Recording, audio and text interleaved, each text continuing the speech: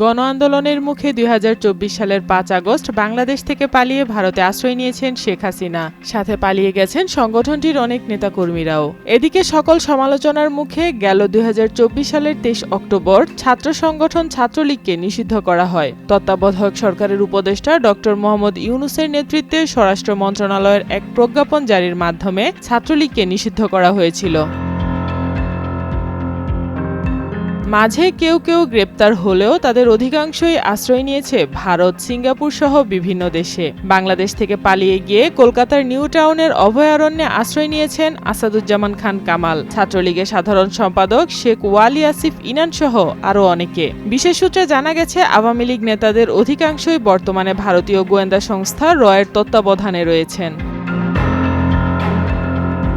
অন্য এক সূত্র থেকে জানা যায়, দলটির অনেক নেতাকর্মী বর্তমানে ভারতে অবস্থান করছেন, কেউ কেউ আবার সিঙ্গাপুরে। বাংলাদেশ পরিস্থিতি নিয়ে নিয়মিত বৈঠকও করছেন তারা।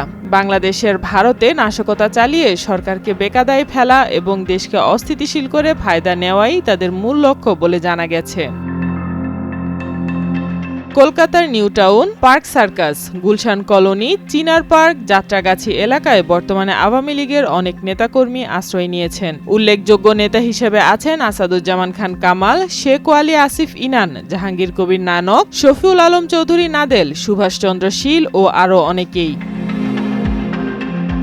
নিউটাউন এলাকায় বর্তমানে আওয়ামী লীগ নেতাদের একটি ঘাঁটি গড়ে উঠেছে, যেখানে তারা রাজনৈতিক ও নিরাপত্তা বিষয়ক আলোচনা করছেন। অভিযোগ রয়েছে, ভারতের গোয়েন্দা সংস্থা তাদের সঙ্গ দিচ্ছে এবং আশ্রয়স্থল হিসেবে ওই এলাকা ব্যবহার হচ্ছে। কিন্তু আশ্চর্যের বিষয়, নিউটাউন থানার কর্মকর্তারা অবৈধ অনুপ্রবেশকারীদের ধরতে নিয়মিত অভিযান চালালেও আওয়ামী লীগ নেতাদের বিরুদ্ধে কোনো পদক্ষেপ নেওয়া যাচ্ছে না। প্রশাসন ও পুলিশের নীরব সহযোগিতায় ওই নেতারা কলকাতার নিউটাউনে বসবাস করছেন।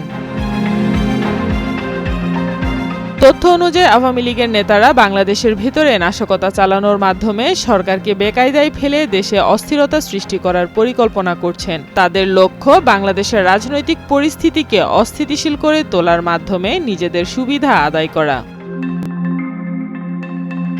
এই পরিস্থিতিতে আওয়ামী লীগের ভবিষ্যৎ এবং নির্বাচনে তাদের অংশগ্রহণ নিয়ে প্রশ্ন তৈরি হয়েছে। ছাত্রনেতারা আওয়ামী লীগকে নির্বাচনে অংশ নিতে দেওয়ার বিরোধিতা করছে, বিশেষ করে জুলাই হত্যাকাণ্ডে শেখ হাসিনার বিচার না হওয়া পর্যন্ত।